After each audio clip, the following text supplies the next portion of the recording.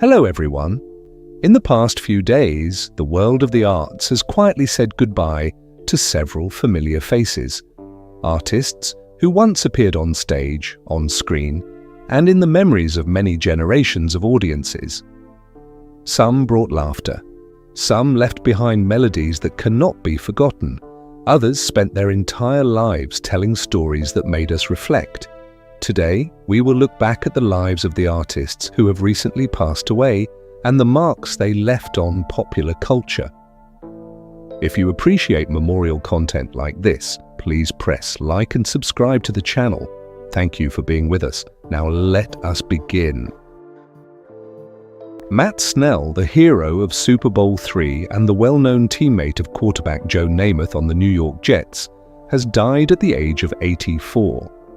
The information was confirmed by his family on March 10, 2026. Snell's passing marks the end of the life of one of the figures closely associated with a turning point victory in the history of American professional football.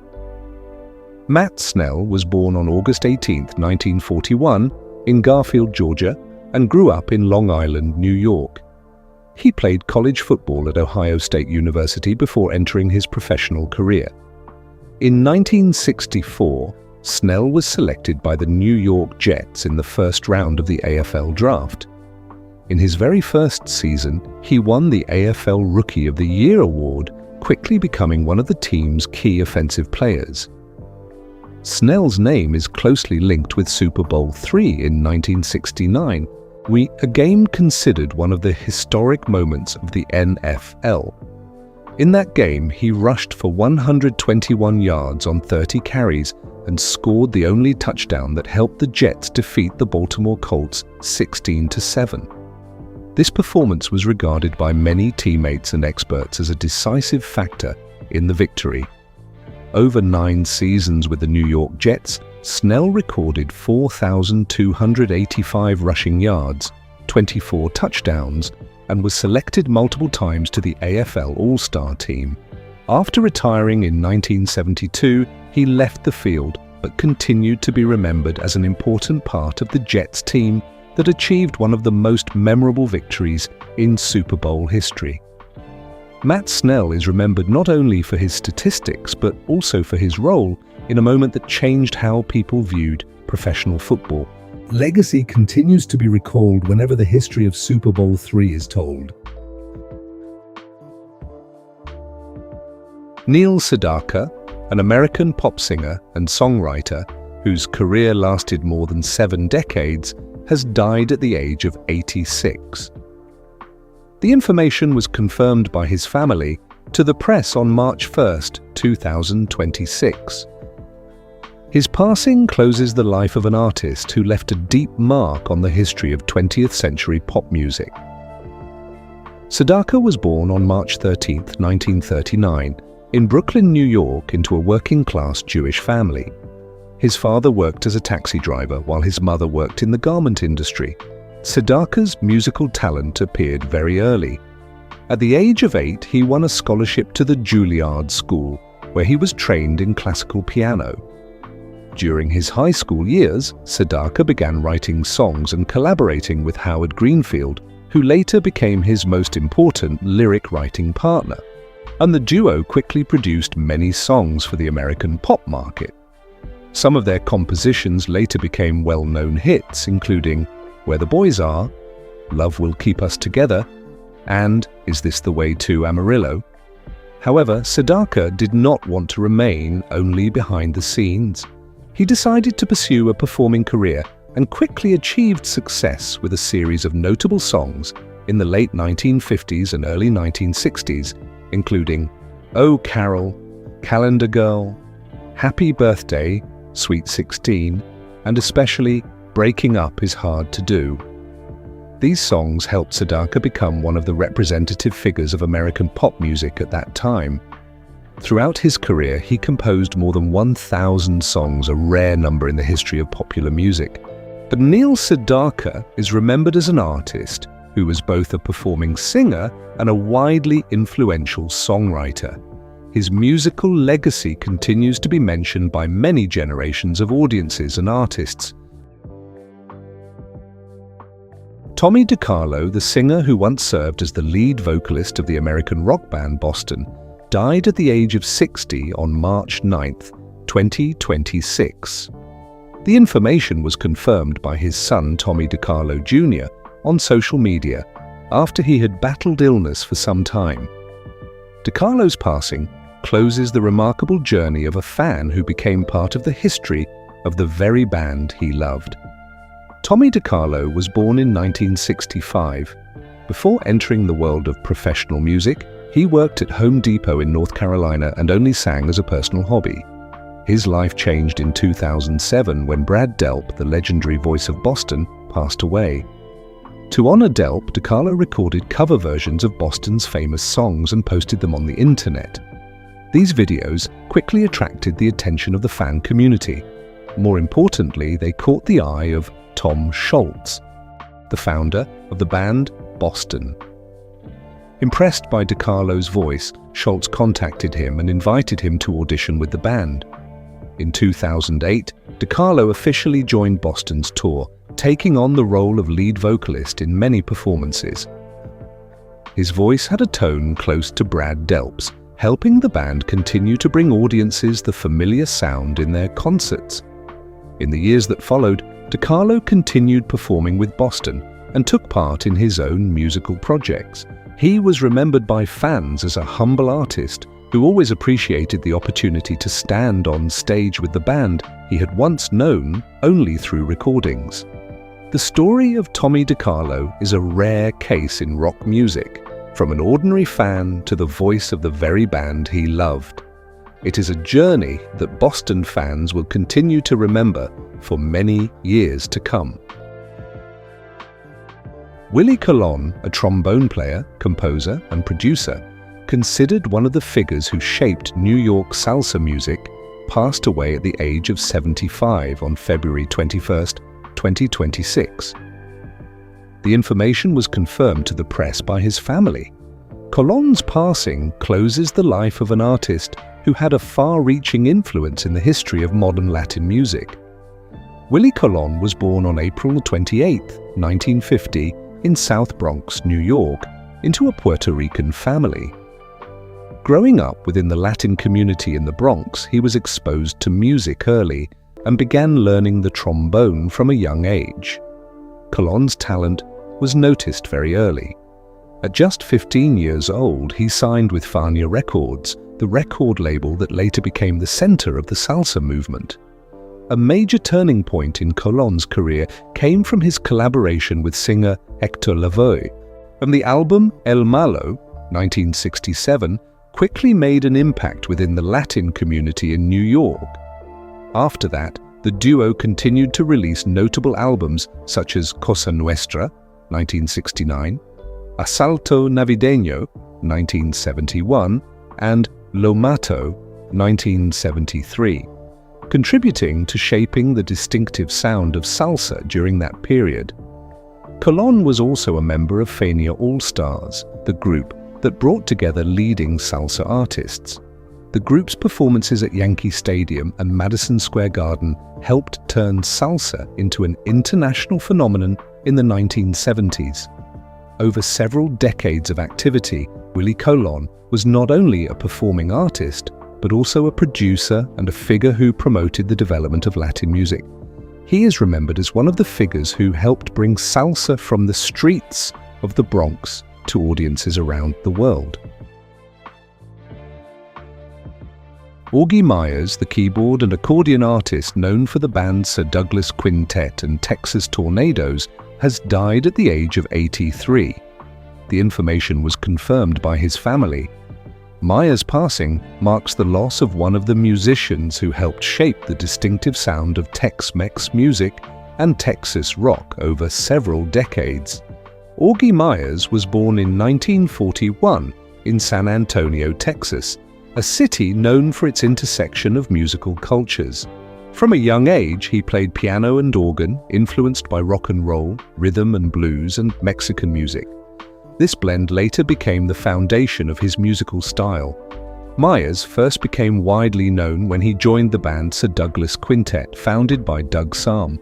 the band gained major attention with the song She's About a Mover, 1965. Myers' distinctive Vox organ created a unique sound that combined rock, rhythm and blues, and Tex-Mex. Later, Myers continued collaborating with Sam in the band Texas Tornadoes, alongside Freddie Fender and Flaco Jimenez. The group quickly became one of the most prominent Tex-Mex bands and won a Grammy in 1991 for Best Mexican-American Album. Throughout a career spanning several decades, Augie Myers was not only a musician, but also someone who helped bring Tex-Mex music to a wider audience. His distinctive organ melodies are still remembered as an important part of Texas music. The story of Cher does not begin with stages, bright lights, or giant billboards. It begins in a place almost no one thinks of when talking about a pop culture icon, El Centro, California, a harsh agricultural town near the Mexican border, where summer stretches on in dry heat and the wind carries dust from the fields. On May 20th, 1946, as America was entering a more optimistic period after World War II, a baby girl was born there. Her birth name was Cherilyn Sarkisian. It was not the beginning of a fairy tale. It was simply a child born into a family struggling to survive. Her father, John Sarkisian, was a truck driver who had also fallen into gambling and heroin, two habits capable of breaking any family apart. When he left, Cher was too young to remember the sound of his voice. He left behind a long emptiness in that small house. She and a young woman, Georgia Holt, who had to learn how to manage everything on her own. Georgia Holt was a beautiful woman. She had pursued a career as an actress and model, carrying a dream of entering the entertainment world, but she was often met with bad luck. Her life seemed like a series of attempts that never quite stabilized. Georgia married 6 times, and each marriage brought another change into the family. As a result, Cher's childhood became a constant cycle of moving from place to place. They left because the rent had not been paid, because relationships had broken apart, or simply because life had taken another direction. For Cher, the idea of home was not tied to a specific address. At one point, when almost all options had run out, Georgia Holt had to place her daughter in a Catholic orphanage. But the decision was not made out of a lack of love, but because she had reached the end of the road. For Cher, that period became one of the deepest memories of her childhood. Years later, she still remembered the image clearly. A little girl standing by a metal fence, her fingers woven through the wire, looking down the road for her mother's car, waiting and fearing that this time her mother might not come back. Even after returning to her mother, life did not become easier. Cher grew up in 1950s America, a time when the image of the ideal woman was often associated with blonde hair and blue eyes, like film stars Doris Day or Sandra Dee. Cher looked very different. She had olive skin, dark eyes, and thick black hair. The features of her Armenian heritage made her feel as if she stood slightly outside the standard of the time. Many years later, looking back on her childhood, she summed it up in one short sentence: "I looked like an alien." School was not a comfortable place either. Cher had dyslexia, but at that time no one recognized it. The letters on the page seemed to move and refused to come together as words for her. Her teachers simply saw a student who often appeared distracted. To them, she was lazy, slow, or unwilling to try. With no way to explain it, Cher learned to avoid it.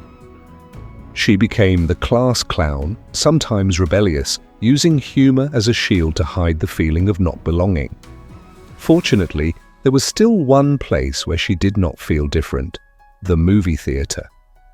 Cher often skipped school to sit in the darkness of the cinema, watching films over and over again. She did not watch passively. She observed. She watched the way Audrey Hepburn walked, the way Marlene Dietrich could command an entire frame with just a glance. There, in the darkness of the theater, she began to imagine another life. One day, she told her mother, almost as if announcing something that had already been decided, "I'm not going to be a housewife, I'm going to be famous." Georgia Holt asked, half serious and half curious. "Famous for what?" Cher simply shrugged. "I don't know, I'll just be famous." At that time, she was still just a girl, growing up in the dusty heat of El Centro. But in her mind, a direction had already begun to form.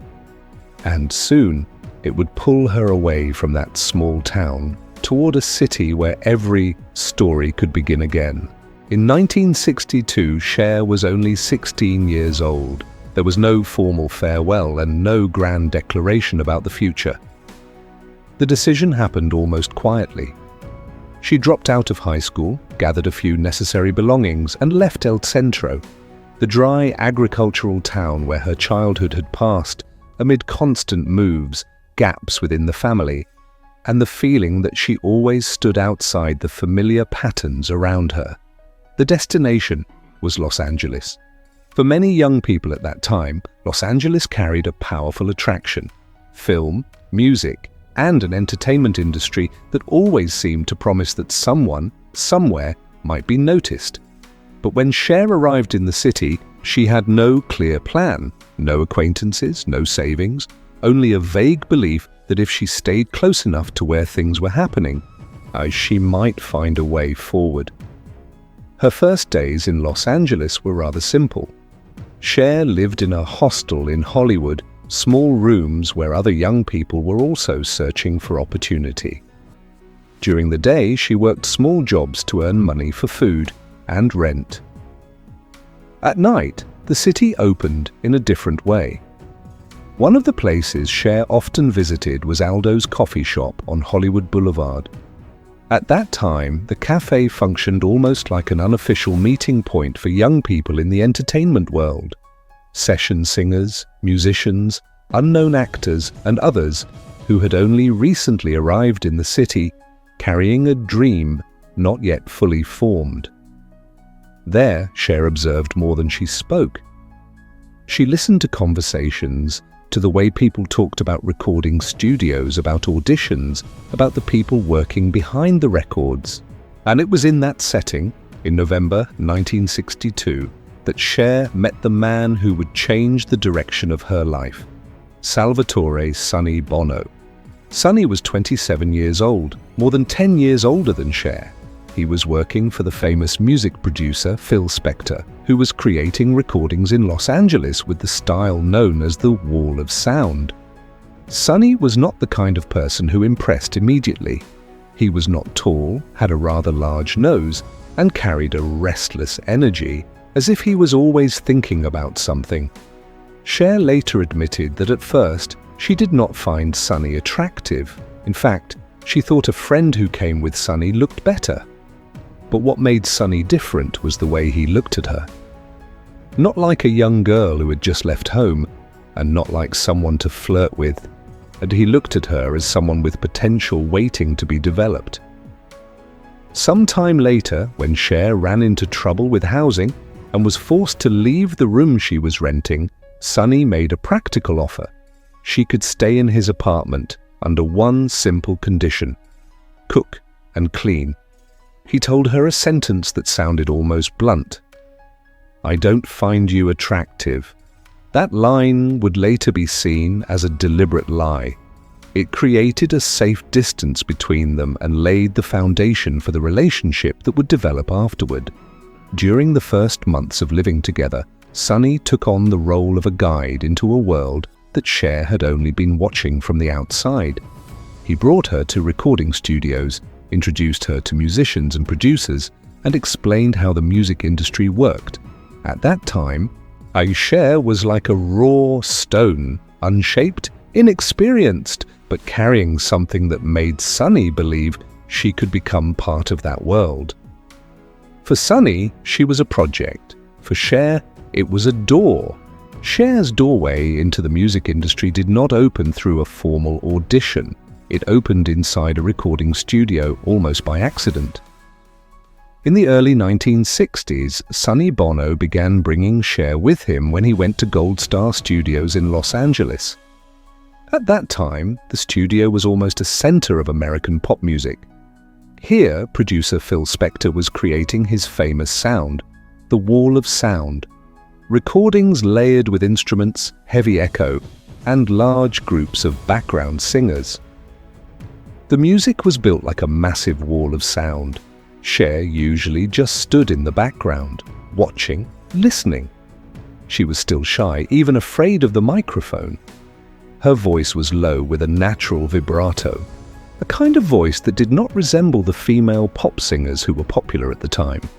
The opportunity arrived in a very unexpected way. But during a recording session for the Ronettes, one of the background singers did not show up. Phil Spector, impatient, looked around the room and said briefly, "We need a body." Before Cher could understand what was happening, Sonny Bono pushed her forward. "She can sing!" Cher had never recorded professionally before, but she stepped forward anyway.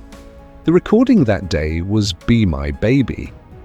Cher sang simple backing parts, but when her voice rose within that dense layer of sound, something became clear. Cher's voice was low, resonant, and different. Not like any familiar female pop voice. Phil Spector noticed. After that session, Cher began working as a session singer. For each recording session, she received $25, the largest amount of money she had ever held at that time. Her voice appeared in many recordings, and sometimes only as a background layer, including the famous song You've Lost That Lovin' Feeling. Those recording sessions became Cher's real school. She observed how musicians worked, how producers adjusted each layer of sound, and how a song was built from very small details. But Sonny Bono saw further than that. He did not want Cher to remain just a voice hidden in the background. Sonny tried to launch her as a solo singer. The stage name chosen was Bonnie Jo Mason, and the song was titled Ringo, I Love You. But the result led to a rather ironic misunderstanding. Cher's voice was too deep. Many radio stations believed it was the voice of a man singing a love song about Ringo Starr. They refused to play the record. The solo project ended quickly. Around 1964, while the two of them were still struggling to find a place in the music world, Sonny and Cher held a symbolic wedding ceremony in Tijuana, Mexico. It was not a legal marriage, but to them at the time, it felt like a promise that they would continue moving forward together, even though the road ahead was still very uncertain. Sonny then tried another direction. If Cher did not fit the mold of a female pop singer, perhaps they needed an entirely different format. They began performing together under the names Caesar and Cleo. Their outfits were unusual, gladiator sandals and a stage style that mixed folk music with classical imagery. Audiences did not understand them. Many shows ended in silence or with whistles from the crowd. Money began to run out. Sonny and Cher drove an old car from place to place looking for stages to perform on. At times, they ate leftovers from party trays after performances just to save money. But Sonny did not believe they had failed. He only believed they had not yet found the right song. Then that song appeared in 1965. Sonny wrote a simple melody, almost a folk waltz, with lyrics that were direct and easy to remember. The song was called I Got You Babe. When it was released in the summer of 1965, what happened next was something almost no one in that small recording studio could have imagined. I Got You Babe quickly climbed to #1 in the United States and the United Kingdom, surpassing chart-dominating names such as the Beatles and the Rolling Stones. Within just a few weeks, Sonny and Cher went from nearly unknown performers to the faces of a young generation. audiences were no longer just listening to Cher. They were beginning to see her. Bell-bottom pants, long straight black hair, and a look completely different from the Hollywood image of the time. Cher was not trying to resemble anyone else, and that was exactly what made people begin to remember her. After the explosive success of I Got You Babe in the summer of 1965, Sonny and Cher almost entered a period in which every door seemed open to them. They toured, appeared on television, and were seen as the image representing a young generation searching for something new in music and lifestyle. But the rhythm of popular culture always moves faster than any career. By 1967, the wave of music had clearly changed. The gentle folk melodies that had once brought Sonny and Cher success gradually gave way to psychedelic rock. Artists such as Jimi Hendrix and the Doors emerged with a harsher sound, reflecting a society shaken by war and protest movements. In that context, Sonny and Cher began to be viewed differently. With their long hair, bell-bottom pants, and simple love songs, they were called by some in the music world with a sarcastic phrase, establishment in hippie drag. Sonny and Cher did not give up. They tried to expand into film. The movie Good Times, 1967, was released with the hope of taking advantage of their popularity on the music stage. However, the film was not successful, both in box office revenue and in critical reviews. Their appeal on the big screen was not the same as on the music charts. While their career was beginning to show signs of instability, their personal life moved into an important stage. On October 27, 1969, Sonny Bono and Cher were legally married after many years of living and working together. This marriage formalized a relationship that had lasted since the early 1960s, when they began building a shared career. Also in 1969, their daughter, Chastity Bono, was born, who would later be known as Chaz Bono. That same year, Sonny continued to place a bet on film with another project.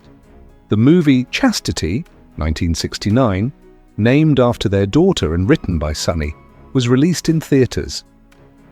The result once again brought disappointment. The film failed to attract audiences and quickly left theaters. The consecutive failures began to directly affect their finances. By the end of the 1960s, the large earnings from music had almost dried up. Sonny and Cher fell into debt and owed the United States Internal Revenue Service, IRS, about $200,000, a truly large amount at that time. With few options left, they returned to the stage through a more modest path. Sonny and Cher began performing at cabaret and supper clubs, small venues where audiences dined while watching performances. It was precisely on those seemingly temporary stages that an unexpected turning point appeared. While facing teasing from the audience, Cher began to respond right on stage. She teased Sonny about his height, his voice, and some of his occasionally unwise business decisions. The remarks were completely spontaneous at first, but they made the audience burst into laughter. Sonny quickly recognized that. He began writing sarcastic lines for Cher in advance, turning their performance into a kind of married couple comedy, The Clumsy Husband and the Sharp-Witted Wife. This new act gradually attracted the attention of people in the television industry. After seeing them perform at the Copacabana, our producers proposed a program of their own. In the summer of 1971, the Sonny and Cher Comedy Hour premiered on CBS. The show quickly became a television phenomenon. Every Sunday night, millions of American viewers turned on their televisions to watch Sonny and Cher sing, perform comedy, and chat with famous guests. And although the program carried both of their names, the true center of the stage gradually tilted toward Cher. With her dry sense of humor, her signature long black hair, and the bold costumes created by designer Bob Mackie, she became one of the most familiar faces on American television in the early 1970s. But behind the stage lights, the relationship between them was beginning to fracture. Cher's career continued to grow while control of finances and work remained largely in Sonny's hands. Have the tension accumulated over time, quietly behind the image of the humorous couple that audiences still saw every week on screen. Until 1974. Cher filed for divorce from Sonny Bono, closing a marriage that had been tied to one of the most famous couples in American popular culture.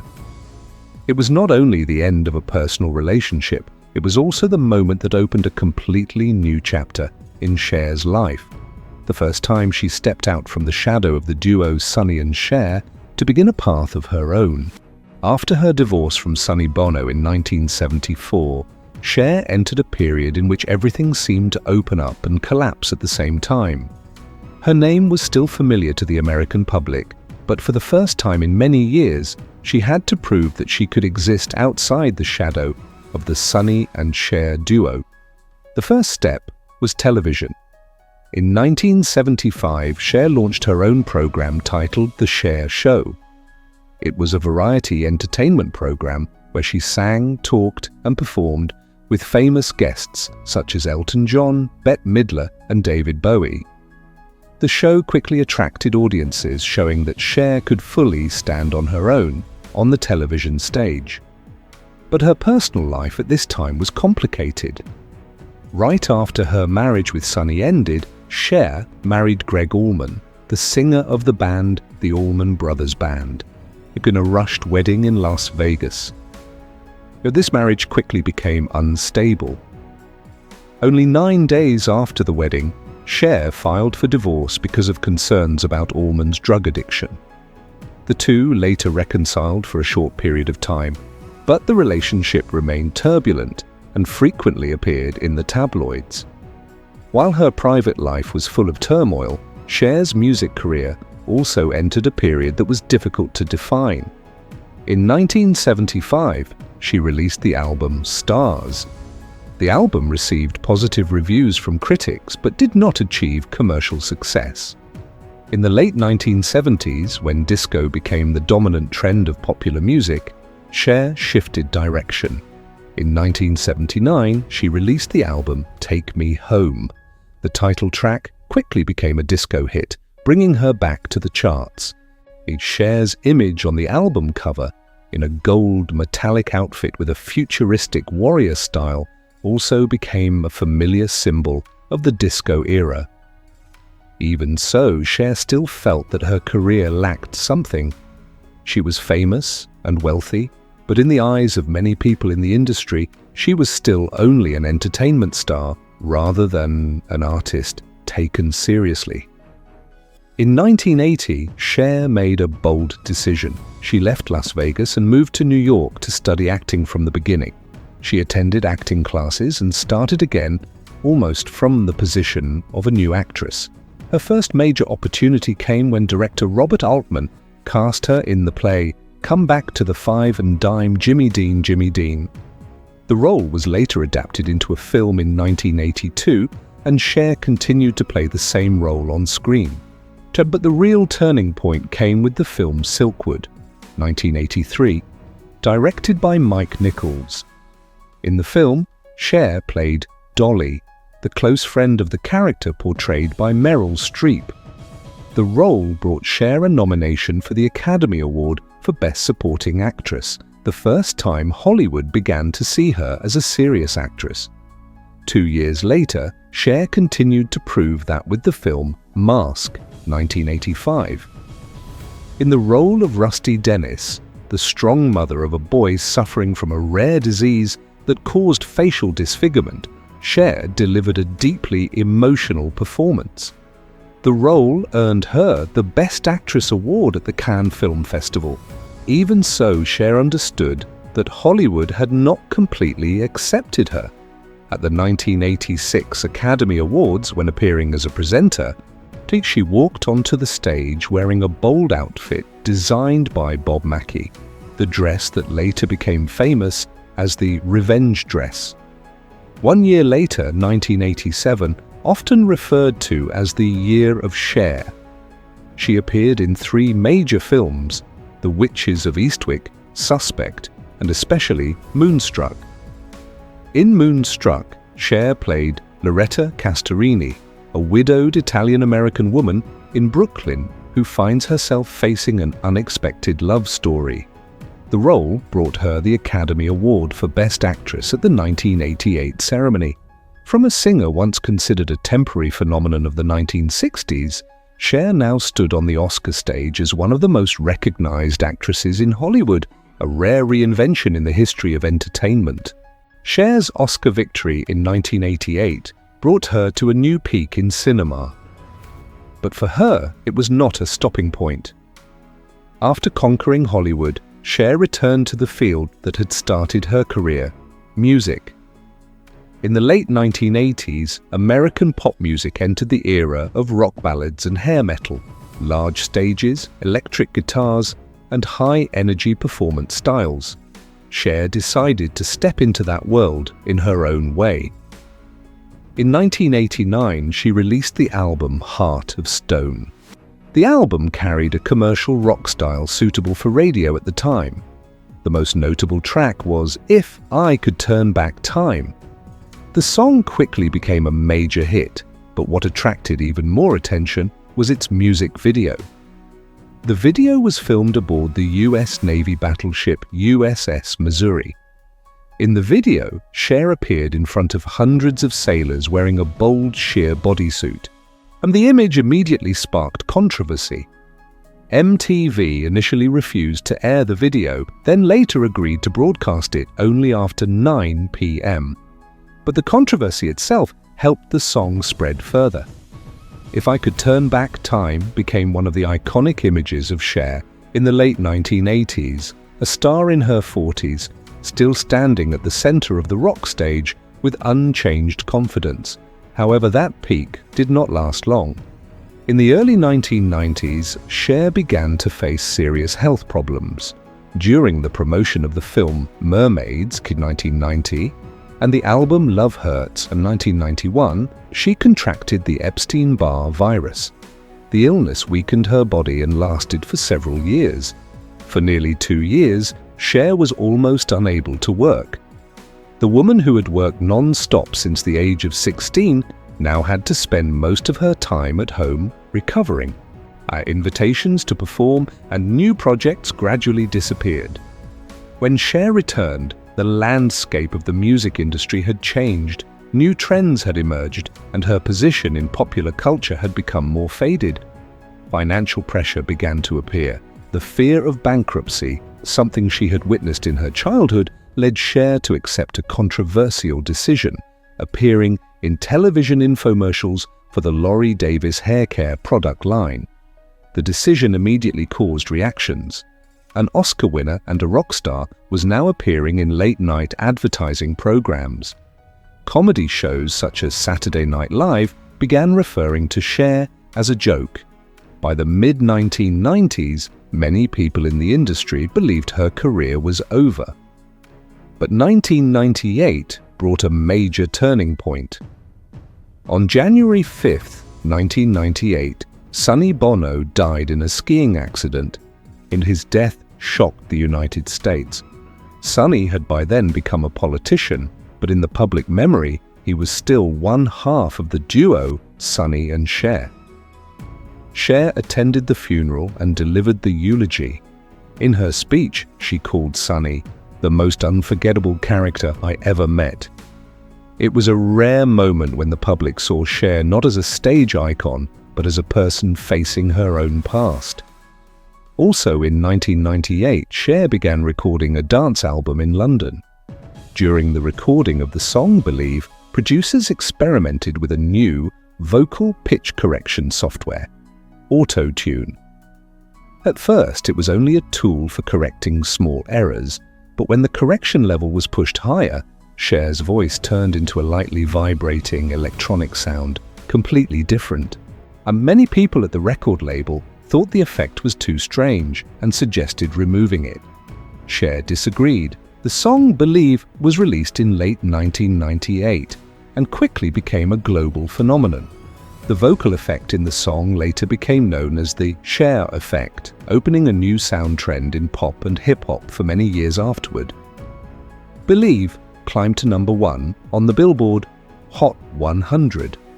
At that time, Cher was 52 years old, becoming the oldest female artist ever to top that chart. In an industry that constantly chases youth, that was something almost no one thought could happen. But for Cher, it was not the first time she had done what seemed impossible. She had done it many times in her life. Entering the year 2000, Cher was no longer only a singer or an actress. After many decades of ups and downs, she had become a rare phenomenon in the entertainment industry, an artist who could continuously change her image and music while still maintaining her place in popular culture. The global success of Believe in 1998 did not only bring Cher back to the charts, it also opened a new phase of her career where audiences from many different generations knew her name. By 2002, Cher announced a tour promoted as a farewell, Living Proof, the Farewell Tour. At first, it was only planned as a short tour, but the audience's response far exceeded expectations. The tour lasted 3 years, from 2002 to 2005, with 325 performances around the world and revenue of about $250 million. And it became one of the most successful tours of that time. Each night of the show was like a summary of Cher's artistic life. Elaborate stage costumes, constantly changing performances, and songs spanning from the 1960s to the end of the 20th century. When the tour ended at the Hollywood Bowl in 2005, many people believed Cher had truly said goodbye to the stage. But for Cher, the concept of ending rarely lasted long. In 2008, she signed a long-term performance contract at the Coliseum at Caesars Palace, Las Vegas, with a show titled Cher. For many years, it became one of the biggest shows on the Las Vegas Strip. Each night, audiences from around the world came to watch an artist who was now in her 60s, still standing on stage with energy that seemed almost unchanged. During the same period, Cher's personal life also entered a new chapter. Her daughter, Chastity Bono, began the process of gender transition and was later known as Chaz Bono. At first, Cher admitted that this was not easy for her as a mother, but over time she became a strong voice supporting the LGBTQ+ community, openly defending her son and speaking out for equal rights. Entering the 2000s and 10s, Cher appeared in another way, on social media.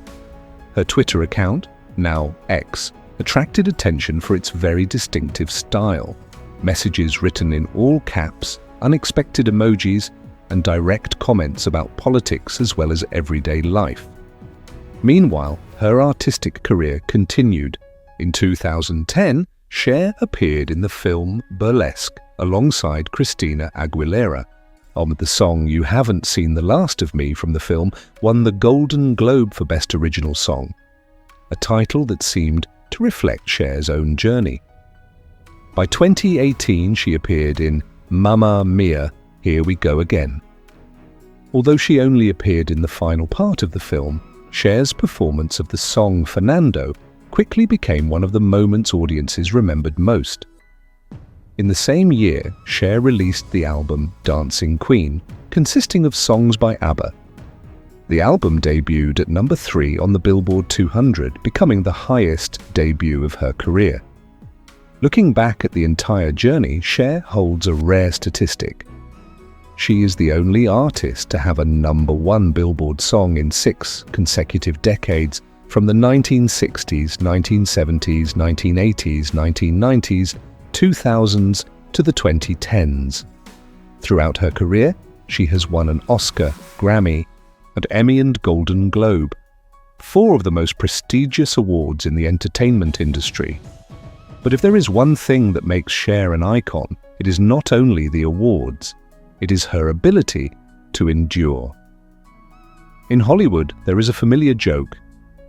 After a nuclear apocalypse, the only things left on Earth would probably be cockroaches and Cher.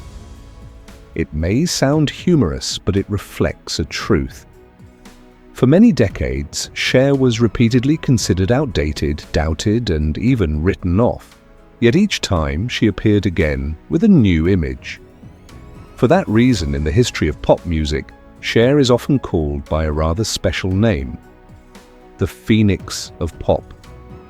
An artist who can begin again many times, and each time her story continues,